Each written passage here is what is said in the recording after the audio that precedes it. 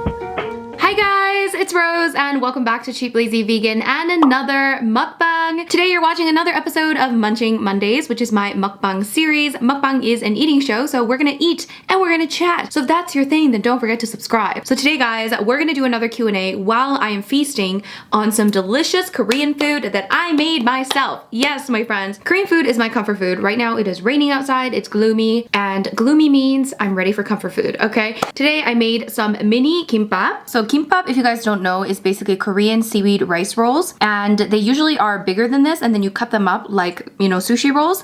But I made little handheld mini kimbap pieces like so, and I actually did a recipe video which I filmed a few days ago showing you guys how to make this, and then since then I'm like, oh, I want more and more and more. So there's that, and then I also made some SUNDUBU JJIGAE. This is extra soft tofu, why can't I speak? Extra soft tofu stew, okay? And it's basically just a stew with extra soft tofu. It is a traditional Korean dish. It is so, so good. I do have a recipe for this on my YouTube channel, so I'll link that down below. But I did show you guys kind of roughly how I made this one. I also ended up adding in a little bit of kimchi, which I also have some on the side too. When in doubt, guys, add a little kimchi and it adds so much flavor. And oh my God, you guys, I need to dig in. Okay, let's get started. Okay, I'm just going to have a little taster of the stew. So there's the little piece of extra soft tofu.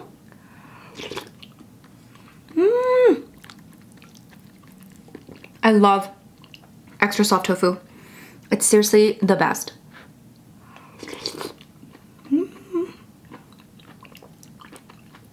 There's also some zucchini, mushrooms in here, onion. It's actually quite simple and easy to make, and it's so comforting. And I normally would have this with like a big bowl of rice, but I have some kimbap.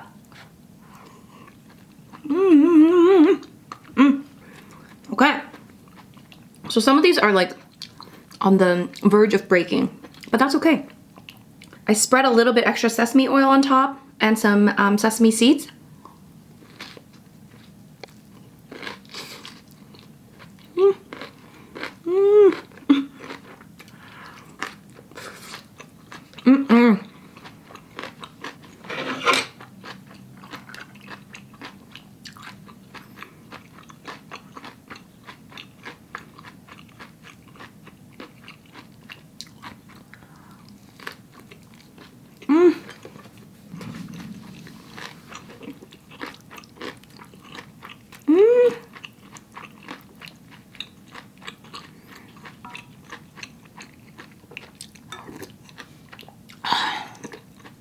So comforting.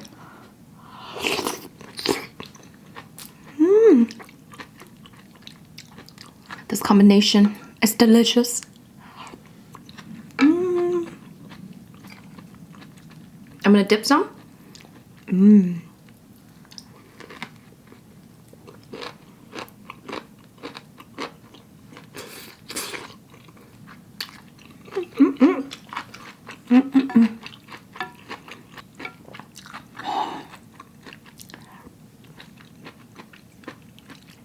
Why is Korean food so good?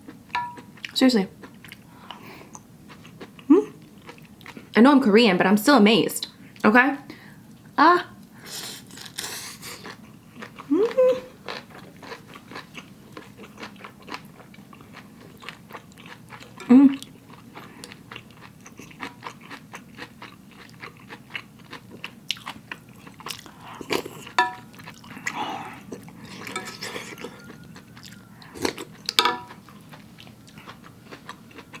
My friends, I hope you're eating something delicious because this is so good. And I would feel bad for you if you're watching this and you're not eating something delicious. I have some grapefruit bubbly.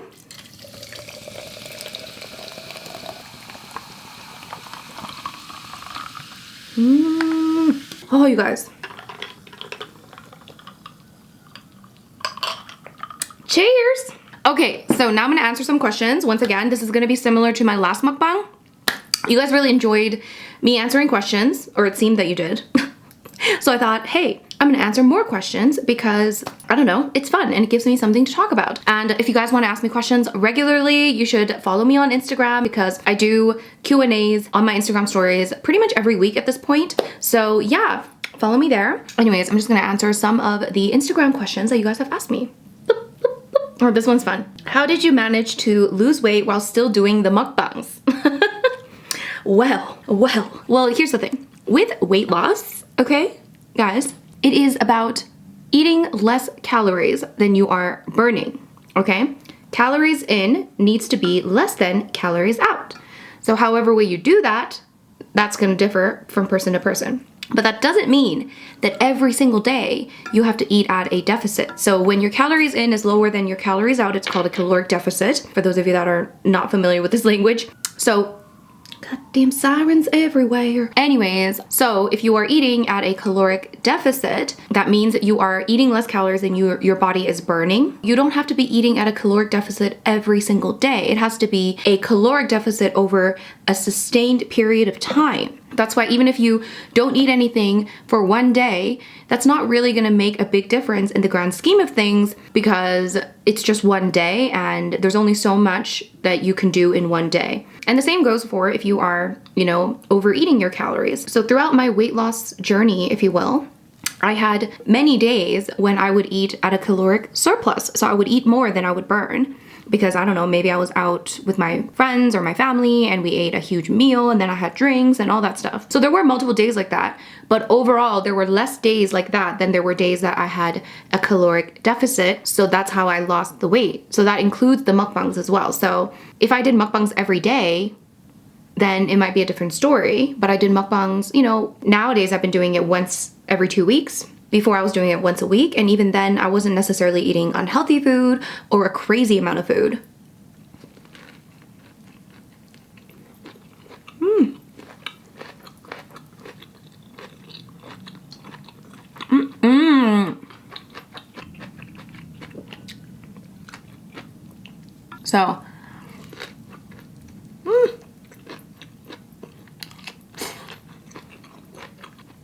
So yeah, I don't do mukbangs every day, firstly. And second, I don't always eat like really unhealthy food. Like this is definitely a lot of food, but it's not like super crazy when it comes to calories considering how much I have. But also, of course, I do eat more compared to when I don't film a mukbang. I definitely do eat more.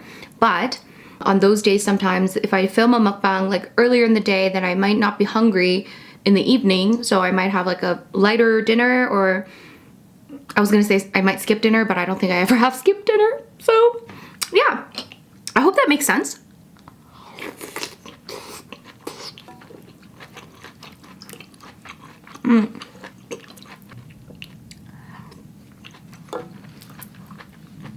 It's about the overall calories, okay?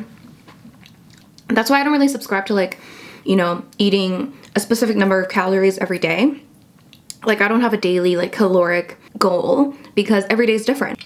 There's days when I'm like really active and I'm moving around all the time and I'm, you know, going for a long run or went for a hike or something. And then there's days like today where I barely did much at all. So every day is gonna be different, the amount that you eat, okay? So, but yeah, I don't understand when people do mukbangs like every single day and then somehow like don't gain any weight. My theory is that they're just eating one meal a day.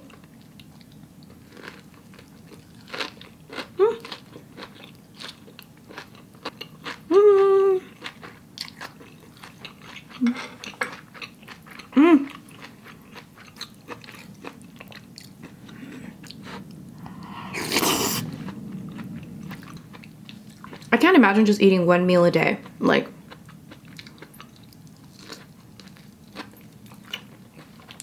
it's like food brings so much joy to my life. I'm like, why would you want to decrease that pleasure? I don't know. I know it's like a thing, like some people eat once a day. I want to be happy 3 times a day. All right, next. What's next? What's your favorite dessert? What is my favorite dessert? I don't know what my favorite dessert is. It depends on what I'm in the mood for. I do love tiramisu. Oh my god, I need to make that vegan tiramisu again because I have dreams about it, but I'm like, I'm too lazy to make it. So I do love tiramisu. Lately,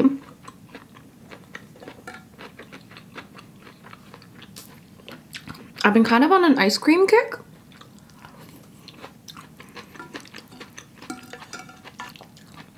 I'm definitely going through an ice cream phase. It's weird with ice cream, like I feel like I just go through phases. When I lived in Italy, I had gelato like literally every day.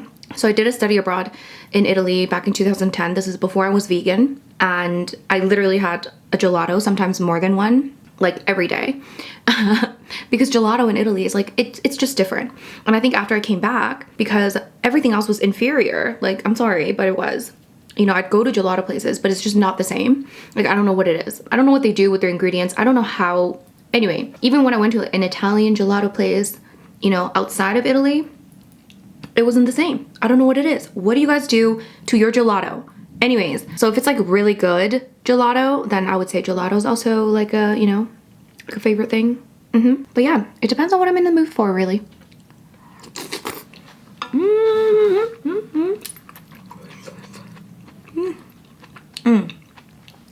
I do like anything chocolate too.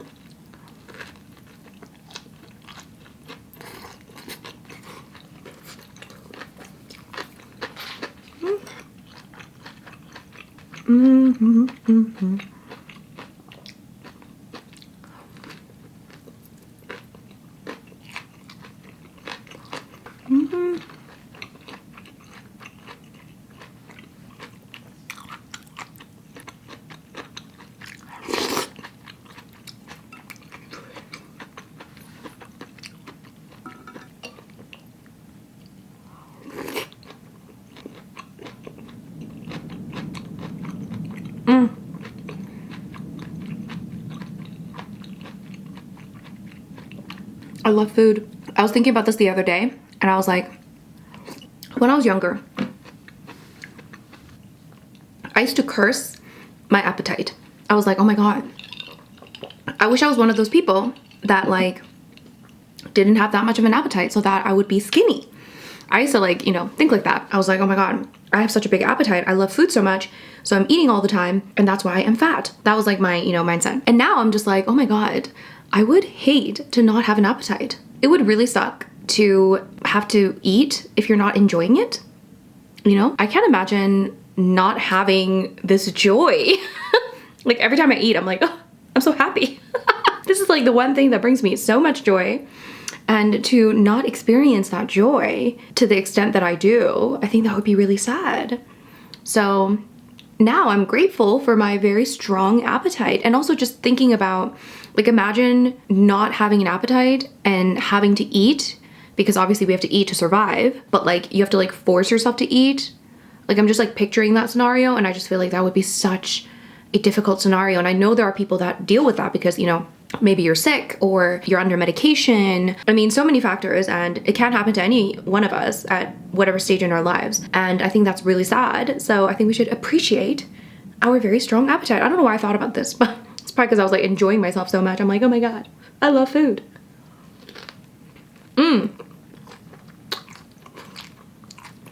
I know why I thought of it.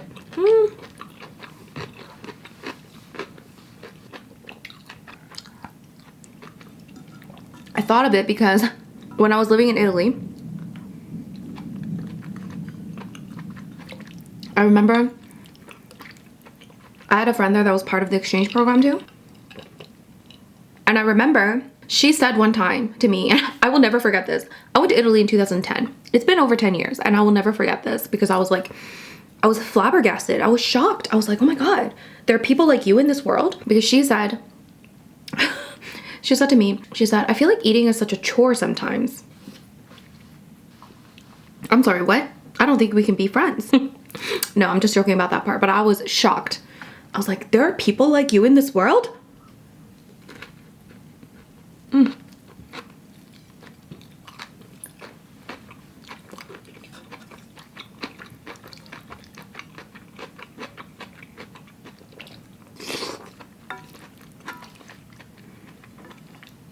I understand if she said cooking is a chore or cleaning is a chore, but she said eating is a chore. That is not a word that I would use to describe eating, a chore.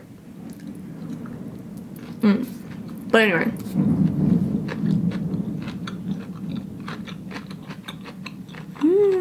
Can you guys see the gloominess? So yeah. I thought that was funny. So now a big part of me is very thankful that I have such a strong appetite, because I do feel like that helps me be very healthy, you know? I'm also not a picky eater. I like a variety of different foods. I eat different things all the time.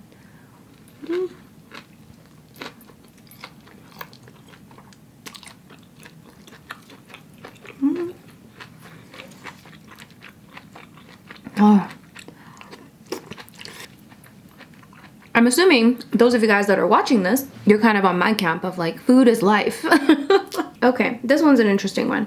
How do you feel about people reducing animal product consumption but not going full vegan? Listen, I'm all for people reducing their consumption. I like to encourage that, and I think we should try to encourage that, especially because people are not likely to want to go vegan from the get-go. I think I used an example once that to me it makes sense. Let me know if it makes sense to you. So I used, oh my gosh guys, there's a thunderstorm out there. Anyways, so my example that I used, my analogy that I used, I'm a big fan of analogies. It's kind of like, you know, asking somebody to run a marathon, you know? Somebody that's never run before, asking them to run a marathon. They're probably gonna be like, hell no, right? They're gonna be like, no, I have no interest in that. There's no way in hell I'm gonna do that. So to me, that's like asking a full-on meat eater to go vegan tomorrow. You're asking them to do something that sounds very extreme to them because they're on the other side of the spectrum. But if you were to ask somebody, oh, do you wanna do a 5K run? Or do you wanna train for a 5K run? Then they might be a lot more receptive, you know? They might still be hesitant, but they might be a little bit more receptive. Again, not the best analogy, but to me it kind of makes sense in terms of human psychology. So when you are trying to convince somebody to do something, like you don't want to go full on in, because then it's so much pressure and a lot of like motivation is required. And I feel like motivation, it's fleeting, okay? You get motivated for a bit, like you've seen it so many times. I've seen it so many times, people that are like, ooh, I watched this documentary, tomorrow I'm gonna go vegan. And granted, there are people that stay vegan after that, but a lot of people will watch something, get inspired, then maybe go vegan or plant-based for a while, and then eventually that motivation or that initial shock, it dies down. And then they're like, okay, well, this is more difficult than I had imagined. So what was the initial question?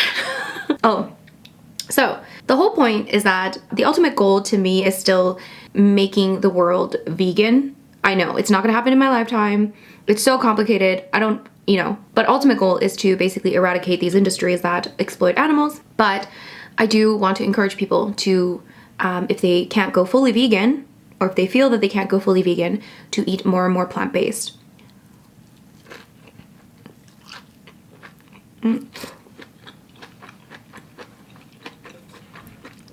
That being said, I do think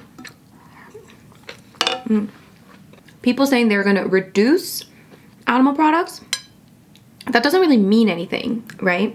Like, are you measuring how many animal products you're eating? I need something that is measurable. You know what they say about goals, you know, SMART goals. I forgot what they stand for. Specific, measurable, actionable? I don't know. But like, you need something that's a little bit more concrete than like, oh, I'm just gonna reduce my animal product consumption. My favorite thing is to tell people to give up one thing at a time. That's what I did, and I think that worked really well for me. Because when you allow yourself wiggle room for certain products, you're still gonna eat those products. Like, how do I say it?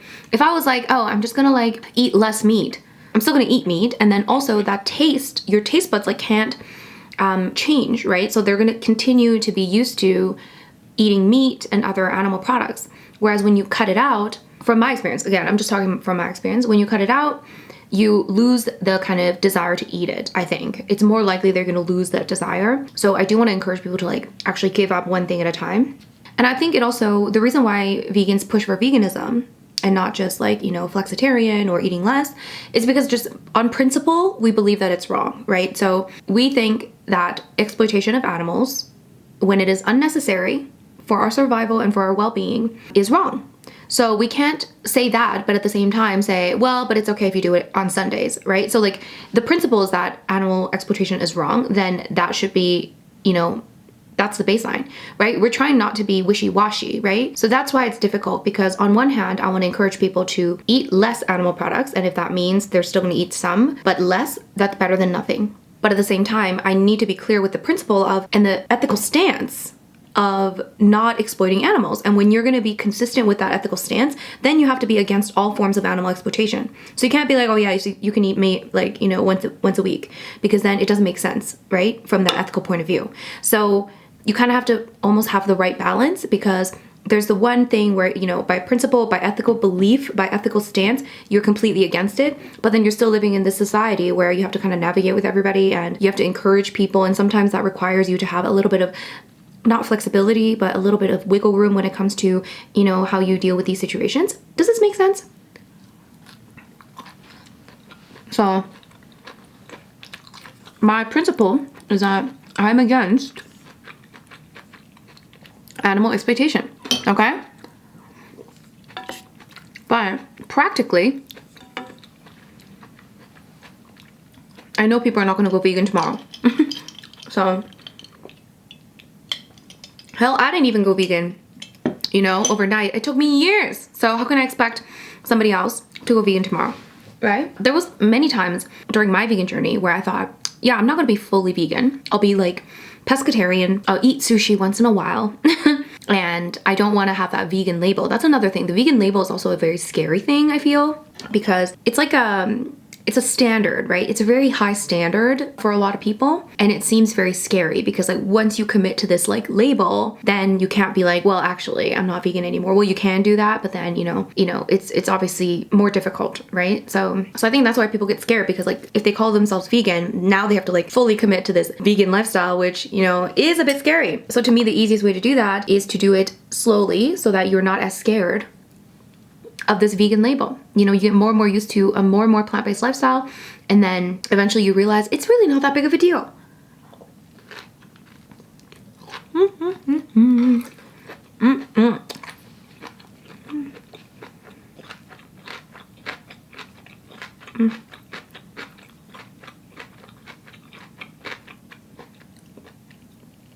All right, next. Do you find it difficult to have non-vegan friends? I thought that was a really good question. Let me have a bite first. My short answer is no. But of course, there's a lot more to it than that, okay?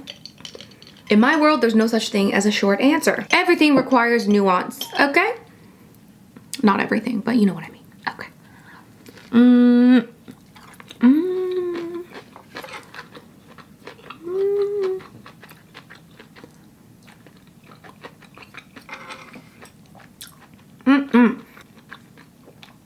I don't find it difficult to have non-vegan friends. I haven't been vegan all my life.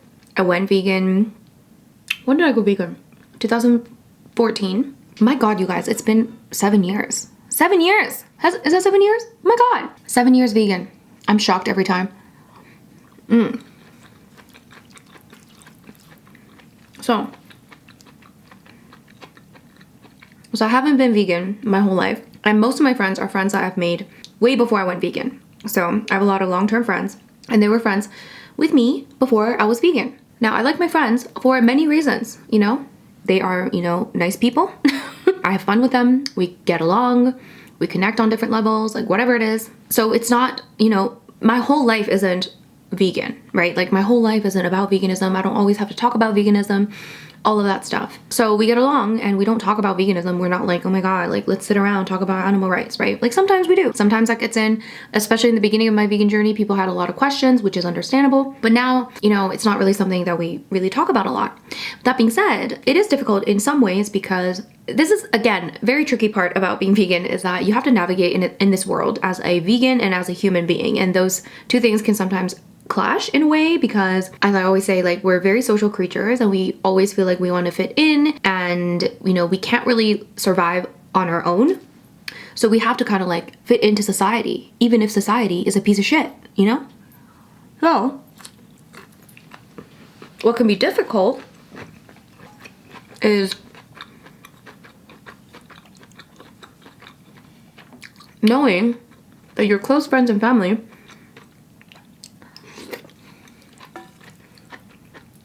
I guess don't understand or agree with this cause that you care so deeply about. And because veganism is more than just like, oh, this is just what I eat. It's like a full-on ethical stance. So if you have an ethical stance, it's hard when the people around you are not understanding of that ethical stance and are not in alignment with that ethical stance. So it can be very challenging. This one's a bit broken. It's broken. Anyways, so it can be very challenging, but I've kind of learned to recognize that it doesn't mean that your friends and family are bad people because they don't go vegan immediately as soon as you tell them. Because honestly, when I first started looking into, you know, when I first learned about all of this, like animal rights abuses and started watching the documentaries, I was shocked, right? Like, I mean, I knew what was happening, but I didn't know, you know what I mean? Like, of course I knew that animals had to die, but like, have I ever looked at that? Have I ever looked into it? Have I ever actually questioned where my, you know, food was coming from? I didn't. So I was ignorant, right? I was willfully ignorant. So when I found out about it and I started to, you know, delve into a more plant-based lifestyle, I thought most people, once they see this, they're gonna agree with me. I thought they're gonna wanna know and they're gonna wanna change as well. They might not go vegan tomorrow because I didn't go vegan right away, but they're at least going to like try to do something. Boy, was I wrong.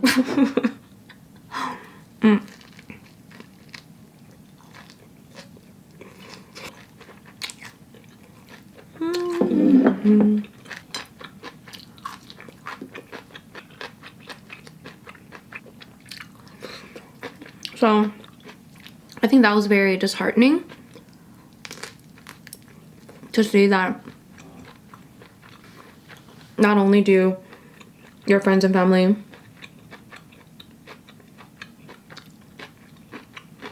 not want to go vegan with you, or, you know, but also the fact that a lot of them like didn't even understand why you were doing it, even though you've already told them and you've shown them these things. And also so many people that don't want to even see, you know, the things. You're like, oh, how about this documentary? They're like, oh, I don't want to see it. So it can be very disheartening and it can be very challenging in that way. And it can be difficult, but I've, you know, come to realize that we're all different. Some of us adapt to society more than others. Some of us are more comfortable being, you know, the odd one out. I was always a little bit more comfortable, I think, being the one that stands out a little bit or isn't fully immersed in the status quo, if you will. Not that I was like a super rebellious person. I don't think I ever was. I was never extreme on any end, but I was also not a full-on conformist, if you will. So I think for me, it was a little bit easier to imagine a life that was slightly different from other people. But not everyone's like that.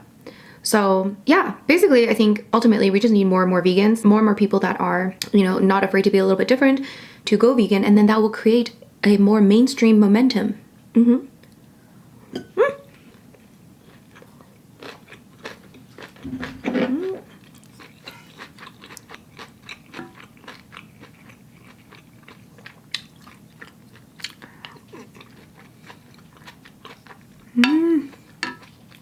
So good. I wish I should have a burner thing to keep this hot.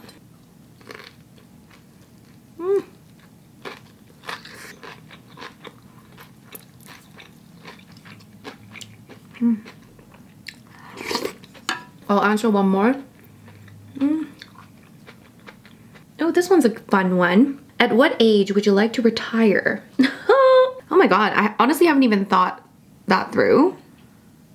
I feel like I'm always gonna be doing some level of like something. Even if I say I'm gonna retire early, I probably will still be doing some level of work until I'm like, I don't know, maybe 60 or something, or 70. Maybe not 70, 65. I don't know. But I do want to like maybe work not as much. I think that's the goal, right? Even if I don't fully retire until I'm like 60, 65, I think I'm still gonna be doing something, even if it's like part-time. I think right now what I want is to have a good life in this present moment, as hippy-dippy as that sounds, you know, because I don't like the concept of like waiting until retirement to have a good life. I think that we've built this society where it's like we're so centered around work, and it's actually really sad. I mean, think about how many hours a week we're expected to work. I'm talking about like regular, you know, kind of standard jobs, right? Like you're working 9 to 5, so 40-hour work weeks, and you're at work during like the most of your day. So you really only get like the morning to yourself, and then 1 hour lunch break, and then you get off work, commute home, and then you have dinner, and then you have that evening, that, you know, few hours before you go to bed. That's like all you have for yourself. And I think that's a little bit, you know, it's kind of sad that we've built this society like this, you know? And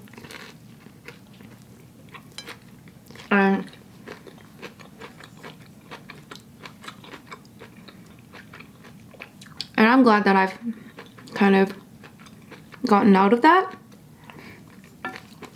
I'm very lucky that I could start my own business, all that stuff. I think like even if I were to retire, because I have my own business, I feel like I'm still gonna be doing projects and working for however long, because I'm always thinking of like new things I want to do. Like I have the podcast going now, which I really love. I mean, we're not really making anything from the podcast, very little, but I would do stuff like that, like little passion projects that I really enjoy, but it's still like technically work, kind of. So I don't know when I would want to actually officially retire, but I think I want to be like semi-retired, you know, maybe when I'm like 40 something, so that I'm not working all the time, and maybe a few hours a week, or like a few hours a day even, right? Like I like the concept of like maybe working like 4-hour days 4 times a week. Maybe that would be nice.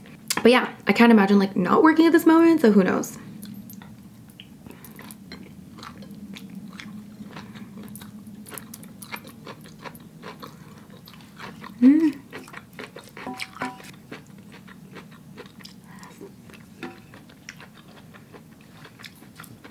What would you guys say if I was like, I want to retire next year and I'm gonna stop posting videos?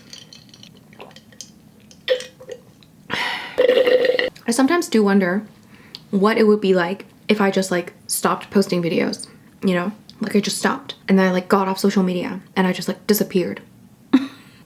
Because you know, some people do that, right? Like some people have done it in the past where they just kind of like stop because they're, I don't know, they're bored or they got busy or whatever it is, or maybe they haven't posted in so long that now they feel awkward to post. I don't know. But ultimately, like we do know that, you know, every YouTube channel has somewhat of an expiration date.